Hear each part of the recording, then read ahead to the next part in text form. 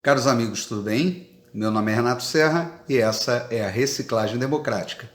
E os assuntos da semana são o país quebrado, o Capitólio e a fraude eleitoral. Bom, em relação ao país quebrado, mais uma vez eu tive que ir lá e recorrer à fonte primária, que era a fala do presidente, né? Em que contexto ela estava. Porque, segundo a imprensa, e a gente, qualquer cidadão já deve ter se acostumado a isso, né? Eles pegam um determinado trecho de uma frase, tiram do contexto que ela está e aí criam um factoide para exatamente construir toda uma narrativa, nesse caso da irresponsabilidade do presidente, da leviandade do presidente, e a gente vê que não é bem isso quando vai lá, né, ver o que de fato aconteceu. E eu fui ver a gravação, ele estava conversando com o apoiador pediu que ele diminuísse o imposto, ele disse, rapaz, o país está quebrado, eu não posso fazer nada. E ainda continuou depois, né, dizendo, olha, eu até queria mexer na tabela do imposto de renda, mas não vou poder fazer esse ano. E aí a gente entende o que está acontecendo claramente quando vai lá no portal da transparência e vê nos últimos anos quais eram as verbas anuais, né, de publicidade. E elas giravam lá na casa de R$ 1 bilhão. Nos últimos 2 anos, elas passaram em torno de 240 milhões, 250 milhões por ano.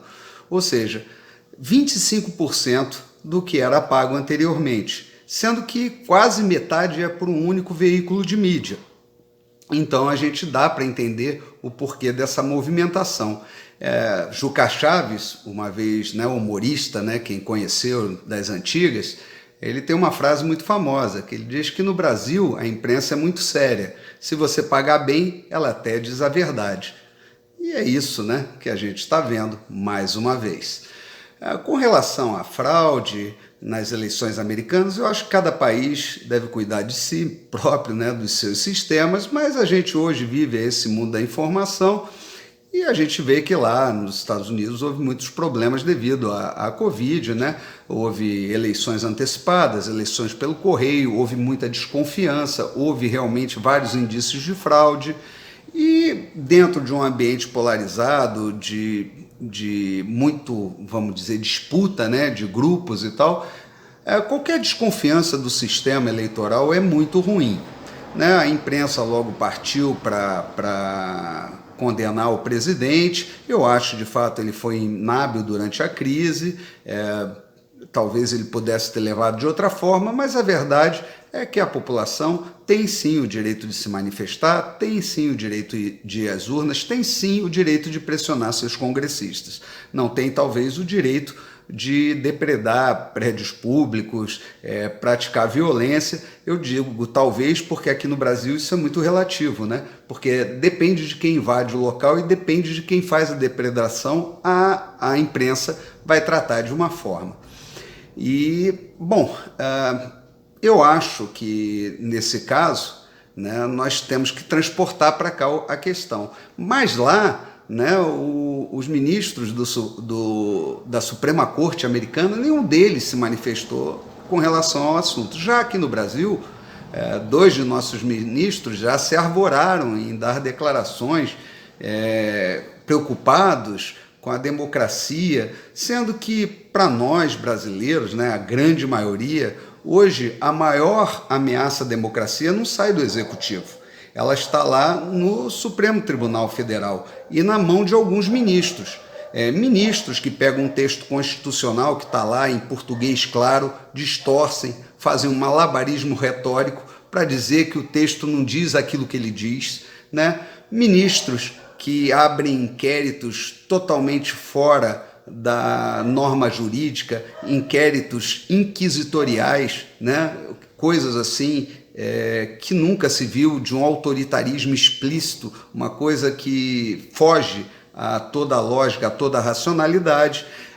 Ministros que, com decisões autocráticas, invadem a competência de outros poderes. Sim, esses fatos, dentre de outros tantos, são uma grande ameaça à democracia hoje.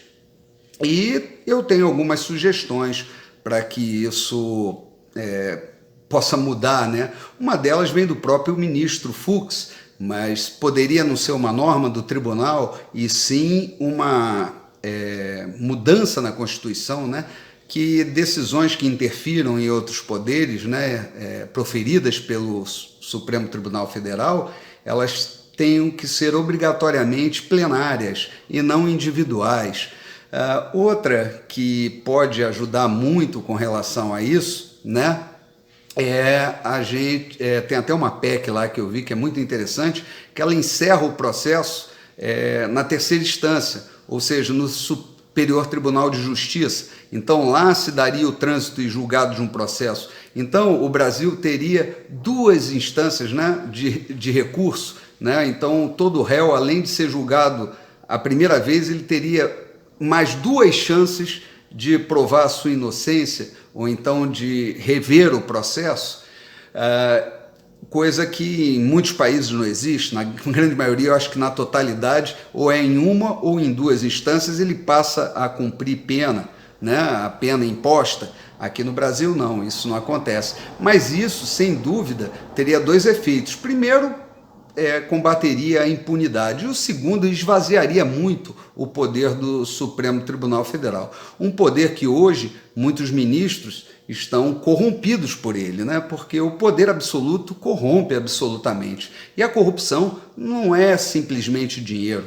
A corrupção mais grave, a pior dela, é a de valores, quando a pessoa perde o senso moral. E é isso que a gente está vendo aí. E isso é uma grande ameaça à democracia.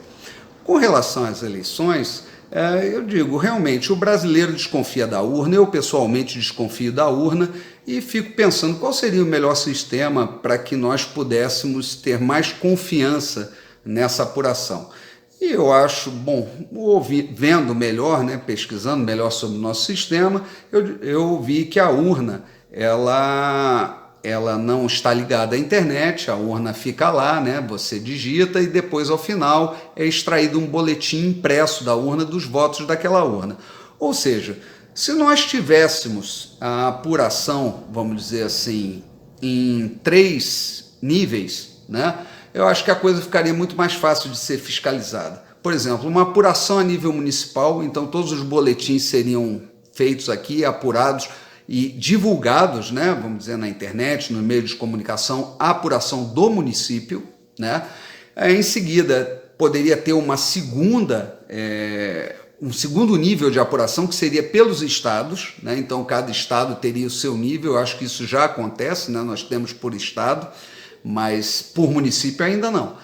E depois a totalização federal. Então ficaria, eu acho que muito mais fácil, muito mais transparente e valeria a participação do cidadão, né, que iria lá junto às sessões eleitorais fazer a conferência do voto, né, bater fotografia com seu celular do boletim que a urna emitisse. Eu acho que isso é muito interessante, eu acho que é possível, porque talvez o maior problema hoje seja esse sistema de totalização que ele dá para desconfiar dele. Agora, se for possível que haja outra forma de você auditar a urna, menos mal, porque é menos desconfiança e quanto menor a desconfiança, melhor para a democracia. Bom, era isso que eu tinha para dizer hoje para vocês. Um grande abraço e até a próxima.